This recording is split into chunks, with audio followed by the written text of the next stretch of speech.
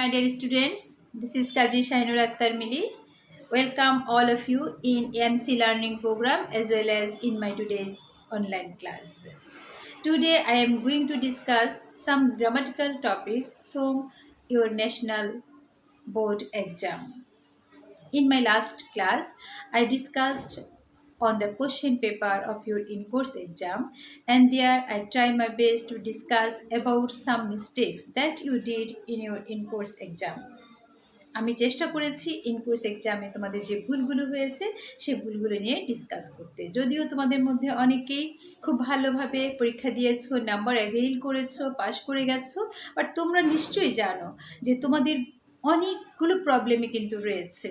কারণ ডিগ্রির যে মেয়েদের আমরা পড়িয়ে থাকি তাদের একটু হলেও ইংলিশে একটু বেসিকটা একটু দুর্বল থাকে, গ্রামারগুলো অনেক সময় তাদের ইন্টার লেভেলে সেটা অনেক সময় দেখা যাচ্ছে খুব পারফেক্ট ওয়েতে তারা কি বলবো পড়ে আসে না বা ভুলে যায়, যার কারণে দেখা যাচ্ছে ডিগ্রি লেভেলে এসে তারা সেই প্রবলেমগুলো ফেস করে থাকে এবং তাদের যে এক্সপেক্টেড মার্কস সেই এক্সপেক্টেড মার্কসটা তারা পায় না। ওই বিষয়টি নলেজে রেখেই আমি চেষ্টা করেছি, যদিও তোমরা পরীক্ষা দিয়েছো তারপরও চেষ্টা করেছি যে ভুলগুলো তোমরা আসলে নর্মালি করে থাকো সেগুলো নিয়ে একটু ডিসকাস করতে। আশা করি সবাই বুঝতে পেরেছো। তারপর যে কমেন্টটা সবসময় করে থাকি, যে কথাটি সবসময় বলে থাকি, please comment on the video, please tell your problem and want to know from us. আমাদেরকে প্রশ্ন করো, আমাদের কাছে জানতে চাও, আমরা অবশ্যই তোমাদেরকে জানাবো। তোমরা যদি ভাবে সাইলেন্ট লিসনারের মতো বা সাইলেন্ট ভিউয়ারের মতো শুধু ভিডিও মানে ভিজিট করছো আর সাথে সাথে লিভ করে চলে যাচ্ছ, how is it possible for us to understand you, to find out your problems? আমাদের পক্ষে কীভাবে সম্ভব তোমাদের প্রবলেমগুলো খুঁজে বের করা? এই প্রশ্নটা তোমাদের প্রতি আমার রইল। তোমরা নিজের একটু খুঁজে বের করো যে হ্যাঁ, আমরা যদি কোশ্চেন না করি, আমরা আমাদের প্রবলেম না বলি, তাহলে টিচাররা কীভাবে বুঝবে? আজকে আমি তোমাদেরকে আবারও আমাদের জাতীয় বিশ্ববিদ্যালয়ে কিছু কোশ্চেন নিয়ে যেভাবে বলেছি আলোচনা করব, সেখানে আমি আজকে একটু অন্য টপিকে যাব যেটা টিচাররা পড়াচ্ছে। যদিও আজকে আমি পাংচুয়েশন বা পাংচুয়েশন রয়েছে, পাংচুয়েশন যদি তোমাদের টিচার পড়াচ্ছে, তারপর হচ্ছে আমাদের ট্রান্সলেশন রয়েছে, তোমার যে গ্রামাটিক্যাল টপিকগুলো রয়েছে, কারেকশন রয়েছে, অনেকগুলো বিষয় আছে, রাইট ফর্ম অফ ভার্ব আছে। তো আমি একটা ফুল কোশ্চেন পেপারের গ্রামার টপিক্সটা একটু আলোচনা করার চেষ্টা করব। সেখান থেকে যে কোনো মানে 4টি বা 5টি ধরে একটু করে বোঝানোর চেষ্টা করব। কারণ গ্রামারই বেসিক্যালি তোমরা একটু দুর্বল থাকো। রিঅ্যারেঞ্জমেন্ট অনেক দিন ধরে রিঅ্যারেঞ্জমেন্ট করেছো, রিঅ্যারেঞ্জমেন্ট করে পড়াচ্ছি।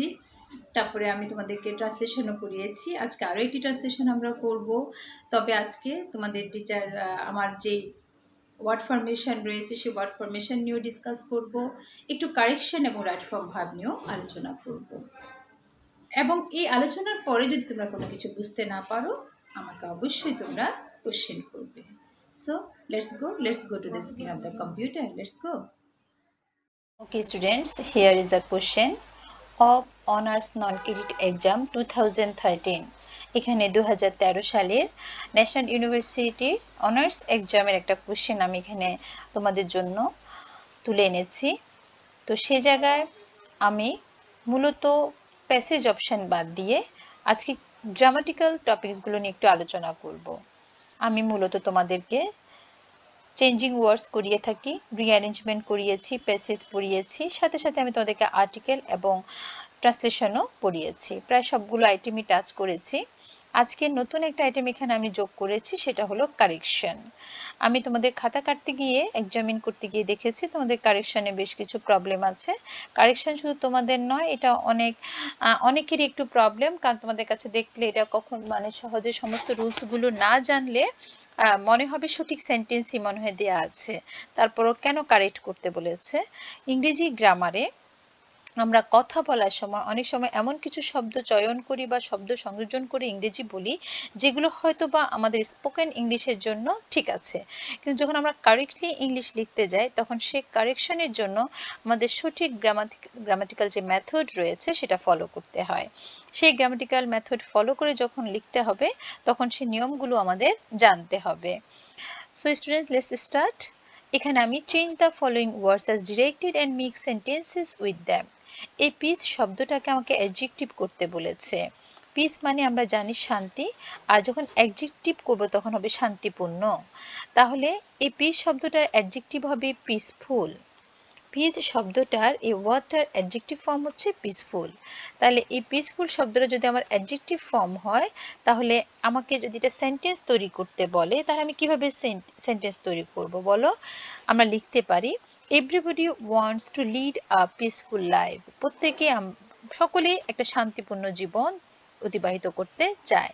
তো সেন্টেন্স মেকটা আমি করি না, মূলত তোমাদেরকে লিখতে বলি, কারণ সেন্টেন্স অনেকভাবে লেখা যায়, সেটা তোমাদের উপর নির্ভর করবে তোমরা কিভাবে লিখতে চাইছো, কোনটা লিখতে চাইছো। যত সিম্পল সেন্টেন্সে তুমি লিখতে চাইবে লিখতে পারবে, জাস্ট কারেক্ট সেন্টেন্সটা গ্রামাটিক্যালি কারেক্ট হতে হবে। তবে সহজ বাক্যে লেখাই ভালো, জটিল বা এখানে বম্বাস্টিক ওয়ার্ড ইউজ করেছো, একটু কমপ্লেক্স সেন্টেন্স করে ফেলেছো, তাতে দেখা যাবে ভুলের পরিমাণটা বেশি হবে। তাহলে এই পিস শব্দটার অ্যাডজেক্টিভ ফর্ম হচ্ছে পিসফুল, যেটা দিয়ে সেন্টেন্স তৈরি করলে হচ্ছে everyone wants to lead a peaceful life. Appreciate, এটা নাউন ফর্ম করতে বলেছে। অ্যাপ্রিসিয়েট ওয়ার্ডটা নাউন ফর্ম যদি আমরা করি, আমরা করতে পারি অ্যাপ্রিসিয়েশন, প্রশংসা। অ্যাপ্রিসিয়েশন, এই অ্যাপ্রিসিয়েশনটা TION যোগ করে আমি নাউন করেছি। এই সম্পর্কিত ভিডিও আপলোড করা আছে, যে কিভাবে আমরা নাউন করব, কিভাবে অ্যাডজেক্টিভ করতে পারি, কিভাবে ভার্ব বা অ্যাডভার্ব করতে পারি, এই সম্পর্কিত যাবতীয় ভিডিও আমি আপলোড করেছি। তোমরা চাইলে সেখান থেকে তোমরা আপডেটটা জেনে নিতে পারো, রুলসগুলোও জেনে নিতে পারো। তাহলে অ্যাপ্রিসিয়েট যদি সেন্টেন্স তৈরি করো, তাহলে কি হতে পারে? লিখতে পারো, দ্য প্রিন্সিপাল অফ আগ্রাবাদ মহিলা college give me an appreciation letter. Agrabad মহিলা কলেজে মাননীয় অধ্যক্ষ আমাকে কি করেছে? একটা অ্যাপ্রিসিয়েশন লেটার দিয়েছে, এটা প্রশংসাপত্র দিয়েছে।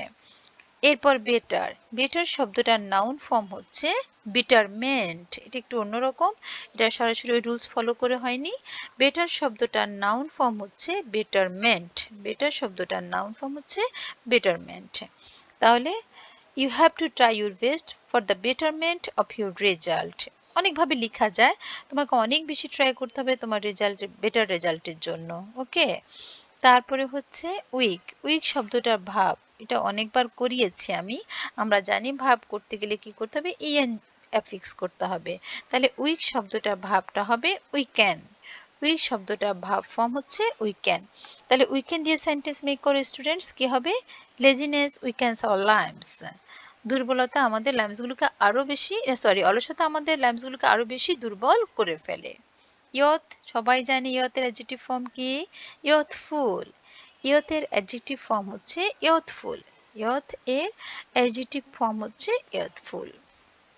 তো স্টুডেন্টস, এখানে আমি 5টি ওয়ার্ড সিলেক্ট করেছি, যে ওয়ার্ডগুলো একটু তোমরা একটু তোমাদের কাছে কঠিন মনে হবে, একটু এক্সেপশনাল মনে হবে, আনকমন মনে হবে, সেগুলো মূলত তুলে আনার চেষ্টা করি, যাতে করে সেখান থেকে তোমরা সহজে করতে পারো।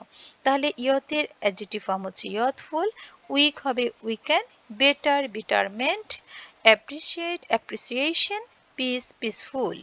মুখস্থ করে ফেলবে, দেখবে হয়ে যাবে। ম্যাডামদের সাথে যদি একবার পড়ো, আমার মনে হয় ক্লিয়ার হয়ে যাওয়ার কথা। Then come to the correction. Correct the following sentences. এই নিম্নোক্ত বাক্যগুলো আমরা কারেক্ট করব। She can talk English fluently. মনে রাখবে, কোনো ভাষায় কথা বলাটাকে টক বলে না, সেটা হবে স্পিক। কোনো ভাষায় কথা বলাটা টক নয়, আবারও বলছি, সেটা হয়ে যাবে স্পিক। তাহলে আমি যদি স্পিক হয়ে থাকে, আমি লিখব she can speak English correctly। এখানে টকটা উঠে যাবে, টক উঠে গিয়ে কি বসবে? স্পিক বসবে। টক উঠে গিয়ে কি বসবে মেয়েরা বলো? স্পিক বসবে। তাহলে এখানে কারেকশনটা কি হবে? লিখছি she, এটাই ভুল, এখানে কোনো ভাষায় কথা বলাটা speak. she can speak English correctly। টক উঠে গিয়ে কি হবে? স্পিক হবে। ভাষা নাম বড় হাতের হবে, she can speak English correctly বা fluently, যেটা আছে আর কি, অনেকভাবে আসতে পারে। এখানে fluently আছে, কোথাও correctly ইউজ করতে হতে পারে। Virtuous or blessed, অ্যাডজেক্টিভ যখন কোনো জাতিগত হিসেবে মানে জাতি বোঝানোর জন্য ব্যবহৃত হয়, সে অ্যাডজেক্টিভের আগে আর্টিকেল বসাতে হয়। ভার্সাস এখানে সকল ধার্মিক মানুষকে বলেছে, তাহলে এখানে এই ভার্সাস শব্দটার জন্য আমাদেরকে কি বসাতে হবে? ভার্সাস আর বসবে। কি বসবে? সরি, আর তো আছে, এখানে আর্টিকেল দা বসাতে হবে। ভার্সাস এর আগে কি বসাতে হবে? দা। তাহলে দা ভার্সাস, এখানে দা বসবে, মনে থাকবে।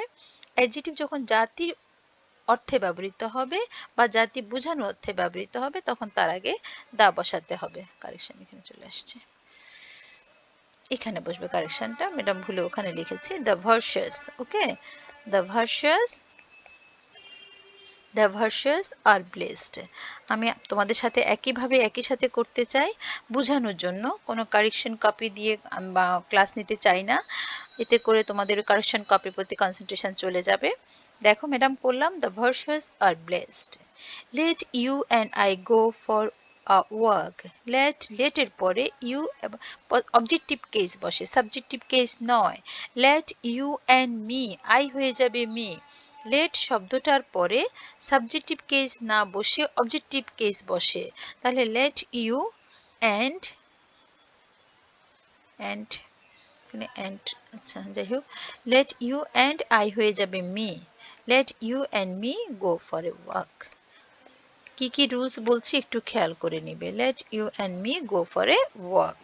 ওকে, এরপর দেখো খুব মজার একটা সেন্টেন্স রয়েছে, you should inform the matter to your father.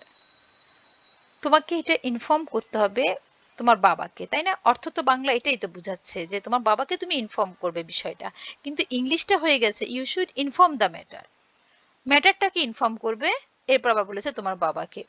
যেখানে কথা ছিল ইনফর্মের পরে কি কাকে ইনফর্ম করবো? আমার বাবাকে বা তোমার বাবাকে, যেটা বলেছে তোমার বাবাকে ইনফর্ম করবে, তাহলে ইনফর্ম এর পরে আমার যেটা বোঝানো হয়েছে সেটা বসবে। ইউ শুড ইনফর্ম কাকে? Your father. You should inform your father, তুমি তোমার বাবাকে এটা ইনফর্ম করবে। এখানে লিখতে গিয়ে হয়ে গেছে উল্টো, you should inform your father of the matter. Okay, you should inform your father, to উঠে যাবে, অফ হবে। ইউ শুড, কাকে ইনফর্ম করব? ইনফর্ম, ইউ শুড ইনফর্ম কাকে? Your father. You should inform your father of the matter, of the matter, M-A-T-T-E-R, of the matter. Okay, then she hung the picture on the wall. মনে রাখবে, hang কথাটার অর্থ ঝুলানো, ঝুলিয়ে রাখা। Hang কথাটার অর্থ ঝুলিয়ে রাখা, আর এই হ্যাং এর পাস্ট ফর্ম হচ্ছে হাং, হাংড নয়। হ্যাং এর পাস্ট ফর্ম হচ্ছে হাং, ঝুলিয়ে রাখার ফার্স্ট ফর্ম হচ্ছে হাং। হ্যাংড কোনো শব্দ নেই, এটা গ্রামাটিক্যালি ভুল ওয়ার্ড। তাহলে শি হাং, অনলি হাং, এটাই past form. She hung the picture, সে পিকচারটা কি করলো? ঝুলিয়ে রাখলো। On the wall, on the wall, she hung the picture on the wall. তারপরে হচ্ছে rearrange the word to make sensible sentences. আমরা কারেকশন করলাম কোথায় কিভাবে কি বসাতে হবে, যে হ্যাংয়ের পরিবর্তে হ্যাং বসবে বললাম। তারপরে ভাষার জন্য ভাষায় কথা বলা স্পিক হবে। যদি কোনো অ্যাডজেক্টিভ যখন দেখা যাচ্ছে জাতিগত বিষয় হিসেবে বসে, তখন তার আগে আর্টিকেল দা বসাতে হবে।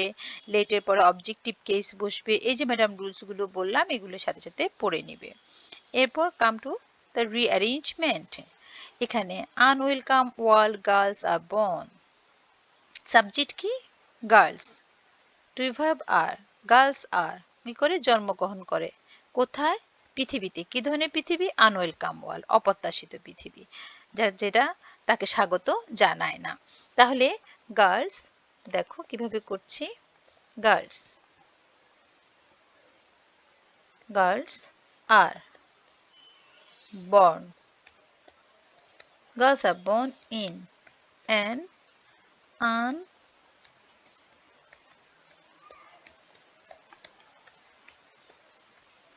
girls are born in an unwelcome world. Girls are born in an unwelcome world. লিখলাম। Floods prevent trees and drought. Floods prevent trees and drought, খেয়াল করো, ফ্লাডস বন্যা, প্রিভেন্ট প্রতিরোধ করে, ট্রিজ অ্যান্ড ড্রট। এখন কি প্রিভেন্ট করে, ফ্লাড নাকি ট্রিজ? ট্রিজ প্রিভেন্ট করে, বন্যা এবং খরা প্রিভেন্ট করে কে? ট্রিজ। তাহলে গাছ সম্পর্কে বলেছে, ট্রিজ প্রিভেন্ট করে, ট্রিজ প্রিভেন্ট, কি প্রিভেন্ট করে? Floods and drought.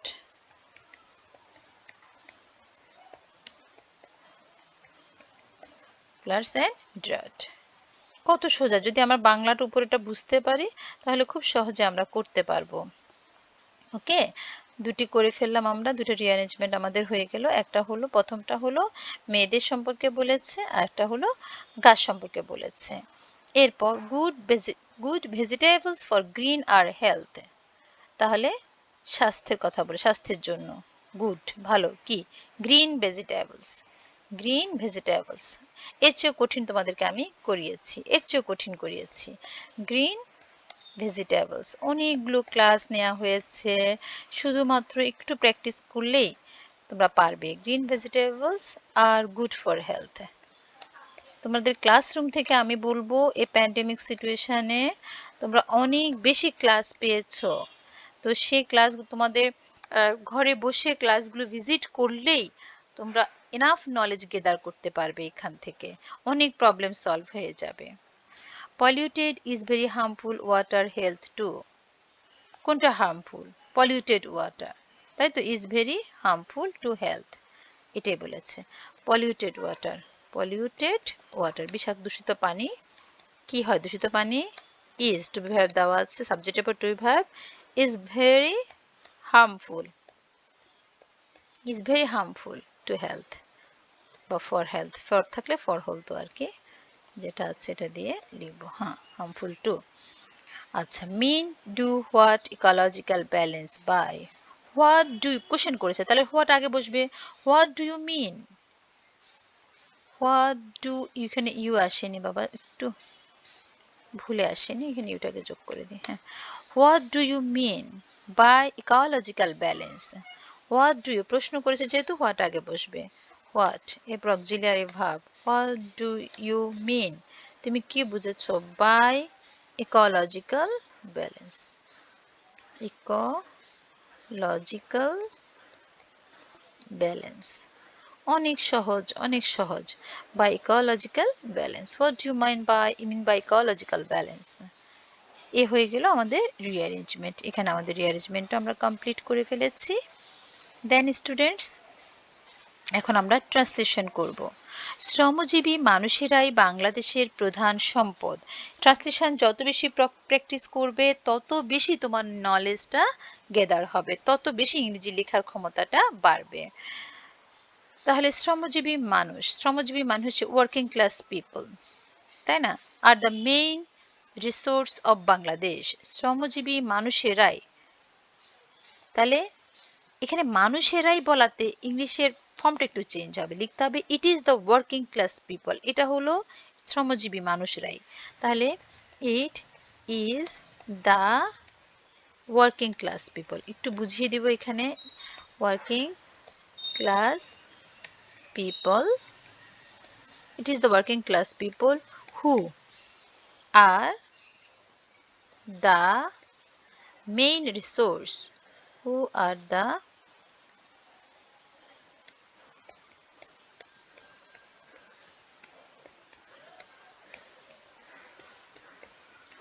main resource of Bangladesh, who are the main resource of Bangladesh.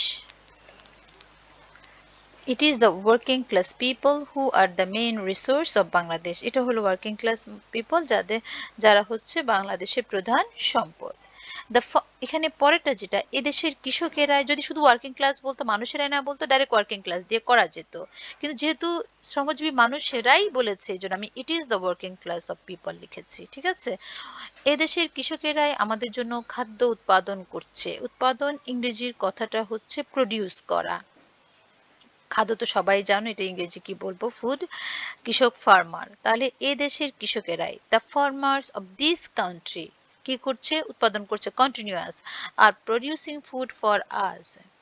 The farmers the farmers কোথাকার of this country the farmers of this country the farmers of this country কি করছে আর producing the farmers of this country are producing কি করছে produce করছে বলো আর producing কি করছে ফুড প্রডিউস করছে কার জন্য প্রডিউসিং ফুড একটু করে স্পেস দেওয়া হয়নি producing food for us full stop এরপর বিভিন্ন দেশে কাজ করে বৈদেশিক মুদ্রা অর্জন করছে বিভিন্ন দেশে কাজ করে বৈদেশিক মুদ্রা অর্জন করছে কারা শ্রমিকেরা তো শ্রমিকেরা বিভিন্ন দেশে কাজ করে বৈদেশিক মুদ্রা অর্জন করছে তাহলে ওয়ার্কার্স কি করছে বৈদেশিক মুদ্রা অর্জন করছে আর earning foreign exchange by working in বিভিন্ন ডিফারেন্ট দেশ কান্ট্রি তাহলে এখানে ওয়ার্কার্স আর earning foreign currencies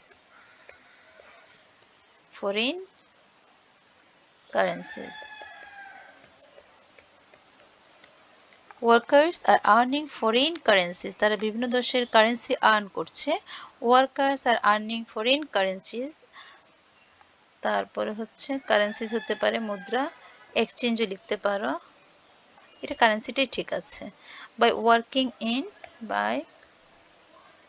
working in different countries সবগুলো ওয়ার্ডের মিনিং জানলে ইংলিশটা জানলে দেখবে যে খুব সহজে করতে পারছো আর ওয়ার্ডগুলো যদি ইংরেজিটা না জানো তাহলে অনেক কঠিন হয়ে যাবে ট্রান্সলেশনটা এরপরে দেখো লাস্ট লাইন এদেশকে বাঁচিয়ে রাখছে শ্রমজীবী মানুষেরাই খুব ইম্পর্টেন্ট কথা এদেশকে বাঁচিয়ে রাখছে শ্রমজীবী মানুষেরাই তাহলে শ্রমজীবী মানুষেরাই আবারও মানুষেরাই কথাটা আসছে তাহলে it is the working class people আগেটা লিখে ফেলি it is the working class people একদম ফার্স্ট সেন্টেন্সের মতো একটা যদি বুঝতে পারো বাবা এ ধরনের অনেকগুলো করতে পারবে ইট is the working class people হ্যাঁ তারা কি করছে হু তারা বাঁচিয়ে রাখছে কাদেরকে দেশের মানুষকে আগে থেকে হচ্ছে তাহলে who have kept the country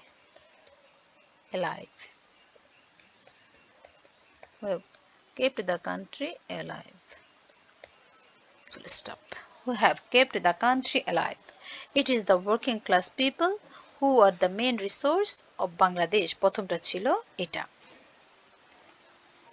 প্রথম সেন্টেন্স দ্বিতীয় কৃষকেরাই আমাদের জন্য খাদ্য উৎপাদন করছে প্রোডিউসিং হচ্ছে উৎপাদন করা কৃষকেরাই দ্য ফার্মার্স এদেশের কৃষকেরাই আমাদের খাদ্য উৎপাদন করছে এদেশে লিখলাম অফ দিস কান্ট্রি এরপর শ্রমিকেরা বৈদেশিক মুদ্রা অর্জন করছে লিখলাম বৈদেশিক মুদ্রা ফরেন কারেন্সিস অর্জন করা হচ্ছে আর্ন করা বিভিন্ন ডিফারেন্ট কান্ট্রিতে বুঝতে পেরেছো আবার আমাদেরকে বাঁচিয়ে রাখছে এটা প্রেজেন্ট পারফেক্ট টেন্স তাহলে who have kept the country alive এই হলো আমাদের আজকের ক্লাসের যে টপিকটা ছিল যেগুলো নিয়ে আলোচনা করব বলেছি আলোচনা করেছি এর আগের ক্লাসে তোমাদের ইন কোর্সের কোশ্চেন নিয়ে আলোচনা করেছি এখন তোমাদের ন্যাশনাল ইউনিভার্সিটির একটা কোশ্চেন নিয়ে আলোচনা করলাম তো স্টুডেন্টস আমাদের নেক্সট ক্লাসে আমি তোমাদের যেটা কোশ্চেন আপলোড করব সেটা তোমরা নিজেরা সলভ করবে দেন ওই কোশ্চেনটার উপরই আমি মূলত তার পরবর্তী ক্লাসটা কন্টিনিউ করব